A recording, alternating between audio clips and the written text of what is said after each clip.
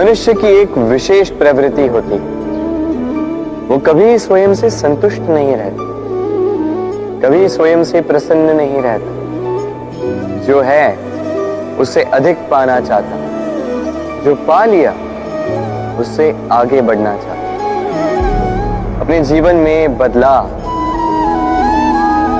परिवर्तन लाना चाहता। और ये प्रवृत्ति संसार में सबसे महान,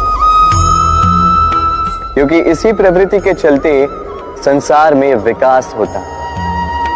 किंतु इस बदलाव के लिए मनुष्य उसकी खोज में रहता है जो उसके जीवन में बदलाव ला सके, उसे मार्ग दिखा सके, उसके जीवन में परिवर्तन ला सके। और इसके लिए मनुष्य संसार भर में उसे खोजता है जो उसके पास है।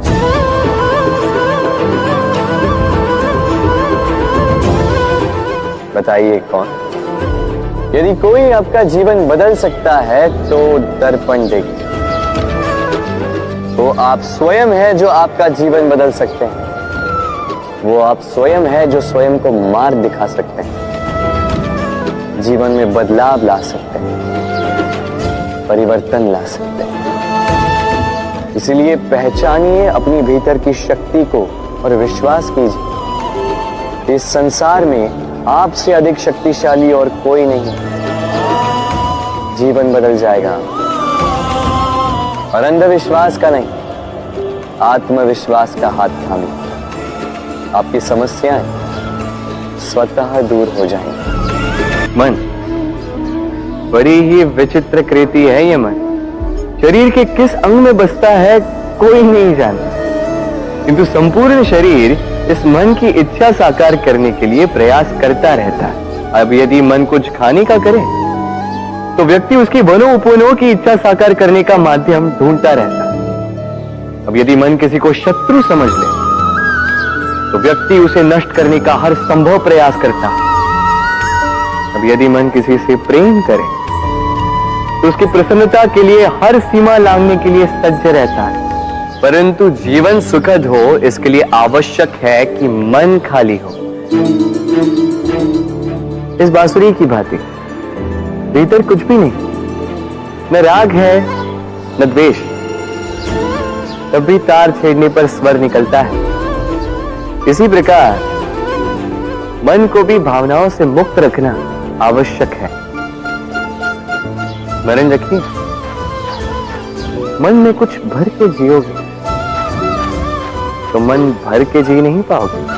भूल और मनुष्य, इन दोनों का संबंध कुछ वैसा है जैसा पंख और चिड़िया का, जैसा धारा और नदिया का। यदि भूल मनुष्य के स्वभाव का इतना महत्वपूर्ण अंग है तो आप सोचिए, इस पर लज्जा क्यों?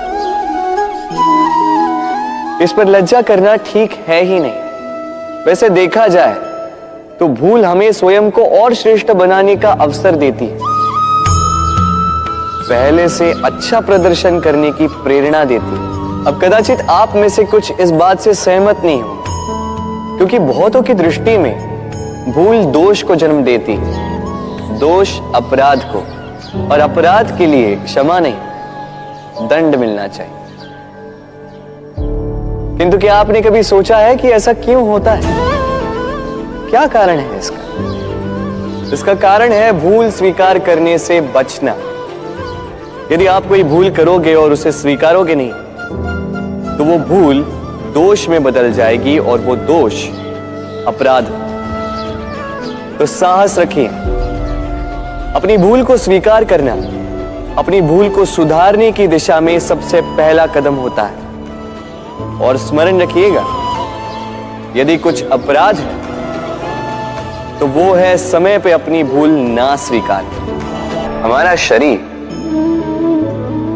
प्रकृति की सर्वोत्तम रचना है। जो अंग, जो तत्व हमें मिले उन सब का अपना अपना एक संदेश है। दो आंखें दी हैं देखने के लिए, दो कान दिए हैं सुनने के लिए, नथुने भी दो हाथ दिए हैं दोहरा परिश्रम करने के लिए, किंतु जीव केवल एक। उस पर भी नुकीले बलिष्ठ दांत दिए हैं उनकी रक्षा के लिए। कभी सोचा है क्यों?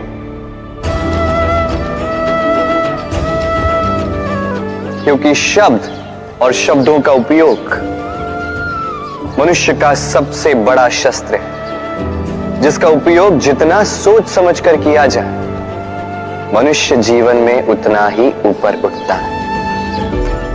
तो समझे ना, देखो सुनो समझो अधिक, बोलो कम। मनुष्य का स्वभाव है कमाना, संग्रह करना, फिर चाहे वो धन हो, नाते, संबंध या हो प्रसन्नता। परंतु क्या आपने कभी सोचा है नियति ने यह संग्रह करने की प्रकृति मनुष्य में क्यों डाली? एक बीज से पौधा पनपता है, उसके भोजन से फल संग्रहित होता है। क्यों? इसलिए ताकि वृक्ष उसे स्वयं खा सके? नहीं, बल्कि इसलिए ताकि वो भूखे जीवों में बांट सके। अब आप पूछेंगे कि इसमें वृक्ष का क्या लाभ? लाभ है, क्योंकि जो बांटता है वो मिटता नहीं। जो फल ये जीव खाते हैं वो उसके बीजों को वातावरण में बिखेर देते हैं, जिससे जन्म लेते हैं नए वृक्ष। उसकी जाति, उसका गुण, उसकी मिठास अमर हो जाती है। इसलिए स्मरण रखिएगा, अमीर होने के लिए एक एक क्षण संग्रह करना पड़ता है, किंतु अमर बनने के लिए एक एक कण बांटना पड़ता है। कभी बरगद के वृक्ष को देखा है? कितना विशाल होता है। कभी कभी भय लगता है कि इन भारी डालों का बोझ ये तना सह भी पाएगा या नहीं। भय लगता है कि कहीं ये वृक्ष टूट कर न गिर जाए, किंतु नहीं। समय पड़ने पर शाखाओं से निकलने वाली ये बेलें धरती की ओर बढ़ती और फिर स्वयं जड़ बनकर इस वृक्ष को सहारा देती। इसी प्रकार जो परोपकार करते हैं, सत्कर्म करते हैं, उन्हें स्वयं के लिए चिंतित होने की आवश्यकता ही नहीं, क्योंकि उनके कर्म ढाल बनकर उनकी रक्षा करते हैं। इसीलिए जीवन में सहारे की नहीं, कर्म की चिंता कीजिए। राधे राधे।